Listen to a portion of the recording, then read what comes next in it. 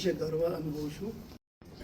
Painting એક photography જેવું છું, હું જોઉં છું એટલે કદાચ એ એંગલથી મને એમને બોલાવ્યો હશે અને એવું કહેવાય કે પેઇન્ટિંગ ઇઝ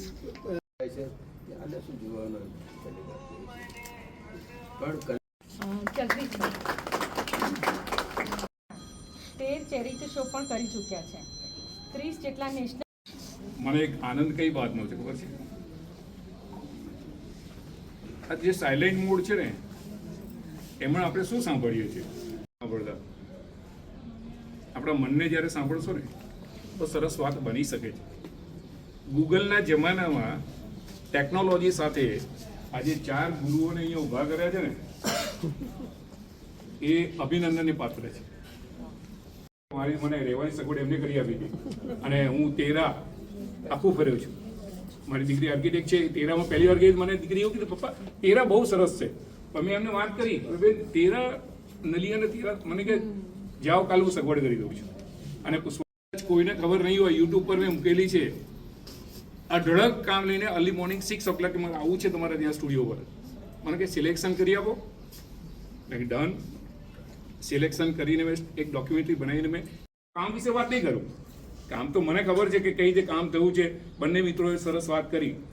પણ મારું કહેવાનો મતલબ એ છે કે આજનો દિવસ તમારો ઉત્સવ હોવો જોઈએ. જે સવારથી સાંજ સૂરજ ઉગે છે અને સાંજે આથવો છે એમાં તમને આનંદ શેમાં આવ્યો? એ સંગીત હોય, ચિત્ર હોય કે ફોટોગ્રાફી હોય કે કંઈ પણ. એટલે જ વર્લ્ડના બેસ્ટ ચિત્રકારે કીધું છે વાન ગોગે કે ચિત્ર છે ને માણસને છે ને એક એક્ટિવ કરે છે, એક એક્ટિવ રાખે છે. અને એ જ ઓપોઝિટમાં સામે એક ગ્રેટ આર્ટિસ્ટને વાત કરી, લિયોનાર્ડો વિન્ચીની. જ્યારે લિયોનાર્ડો વિન્ચીને કોઈ પૂછ્યું કે આજે રવિવાર છે તો પ્રાર્થના સભામાં નથી આવું, ત્યારે એમને શું જવાબ આપ્યો ખબર છે? કે આજે હું ચિત્ર કરું છું ને એ જ મારી પ્રાર્થના છે. એટલે કદાચ આ પુષ્પાબેનની પ્રાર્થના છે.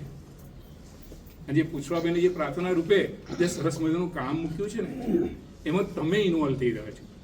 બાકી કલા જગતની વાતો કરીએ તો ઘણી બધું થઈ શકે છે. વર્લ્ડની અંદર જ્યારે મેં પહેલી વાર મેં યુએસની મુલાકાત લીધી ને ત્યારે મેટ મ્યુઝિયમ જોઈને ત્યારે હું પહેલે ચક્રી થઈ ગયો કે ચિત્રવાનું ચાલુ કરું કે બંધ કરી દઉં. મને આવ્યા પછી મેં ચિત્રવાનું જબરજસ્ત ચાલુ કર્યું છે. મેં સાયલેન્ટ મોડમાં રાખીને કામ જ કર્યું છે. મારે કામ કરવું છે. મારે ભેગા કર્યા એ જ મારા માટે બહુ સૌથી આનંદની વસ્તુ છે. Thank you very much.